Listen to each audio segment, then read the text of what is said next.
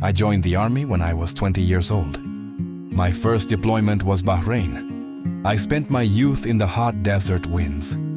The military years were long. Every few years I'd return home, but never for long. Soon I had to leave again. My wife raised our children alone, and my kids grew up seeing me as a stranger. In 1990, I was stationed back in the United States. I could finally live with my family, but too many years had passed.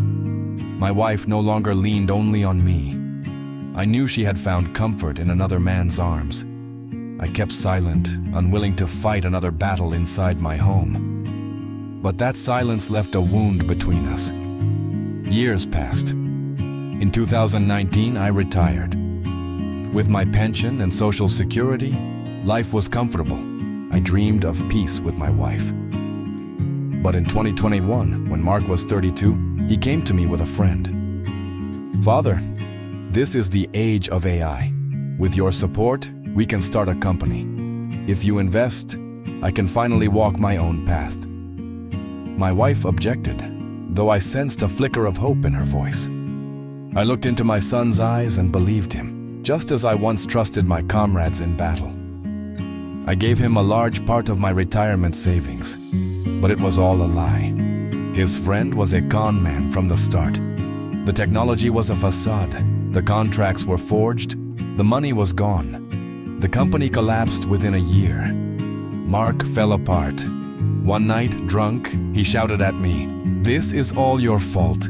I grew up never feeling your love, and this time I just wanted your recognition. You've destroyed me again. You may have been a hero as a soldier, but you were a failure as a father."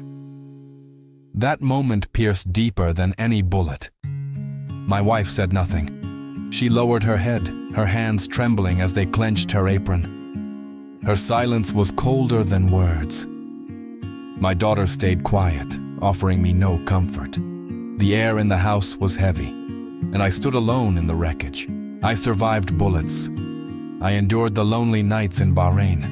But in the face of my son's words and my wife's silence, I was broken. Today, my life is still financially secure. But inside, I am empty. My greatest defeat was never on the battlefield. It was within my home as a father, and now I know the truth. The real war was inside my home.